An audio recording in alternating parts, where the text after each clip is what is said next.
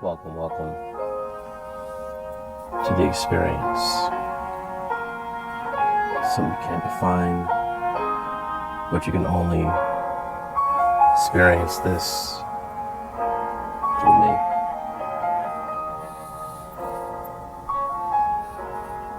As within, so without. Speaking of which, why did the 12 disciples of Yeshua, God, or the 12 faculties within his state of memory, follow the law of one into oneness? Some things come to mind when I think about it. Maybe it's because it's a mere representation of that circle of the sun, Ra, the 12 pieces of that pie, which leads to wholeness in the heart of the sky. Now, when you look at the 12 zodiacs, they all merge into a unity of one at the 0 point. One and the zero. Beginning of nothingness.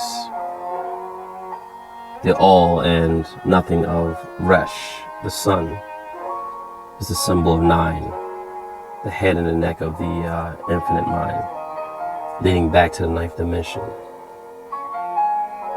Now the gods and the disciples were part of the sun and also part of Ra. It's one. They were rays of light within a spectrum, 30 degrees of each zodiac house, assigned to 12, which breaks down to that cycle of the wheel of 360. Going back to what Tesla's 3, 6, and 9, 3 plus 6 equals 9. The Trinity dimensional link of matter and creation, raw energy. It's actually found within the 3rd dimension, where it's encoded by the 6th dimension, of whom expresses the ideas of God of the 9th dimension, just as Yeshua is the Son of God, as well as the Son of God.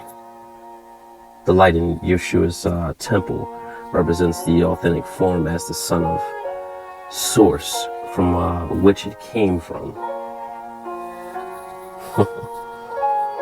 This is the Om, the sign which is all the vibrations of the universe and of the one God that exists within. But there's a spiritual extension of those 12 states of consciousness, or those 12 faculties of the state of consciousness, or the 12 disciples, the 12 disciplines, the 12 zodiacs, that states that you will never arrive until the life itself has been put in order. And this is even when you fully understand the mystic formula of peace, power, love, and soundness through the connection of oneness. See, when you look at the word Christ, it derives from Christos, meaning man. Therefore, Christ is the energetic study of man and one's relationship with himself. So in order to gain access to that light, you have to unblock your dark side, the traumatic states, the injury in between the intuition and the instinct. Your instinct is actually found in the emotion. Your intuition is actually found in your state of consciousness. Connecting those two together ushers you into the light of knowledge, and of the 12 pillars of the, decoding of that light of knowledge. See, the light at the end of the tunnel comes when you know how to open the door to your brain. Although the matrix is the lock, your mind is the key.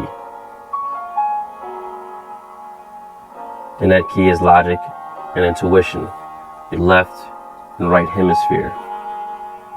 And when they meet, they have a way of unblocking certain specs in your mind that will cause you to transcend into a much more clearer path, seeing the truth within the third eye, as well as the crescent moon. The Son of Ra, the Son of God,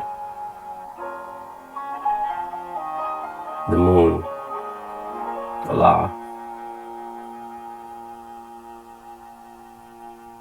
sun and moon, the moon symbolic to the emotional state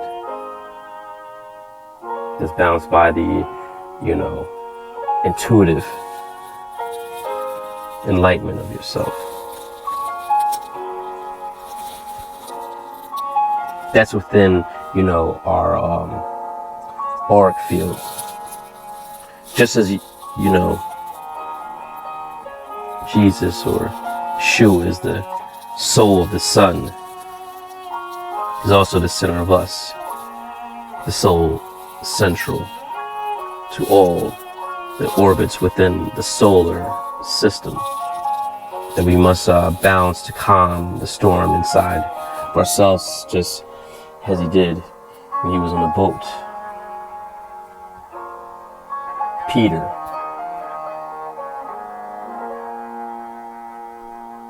it's one of the faculties. What did Peter do while on the boat?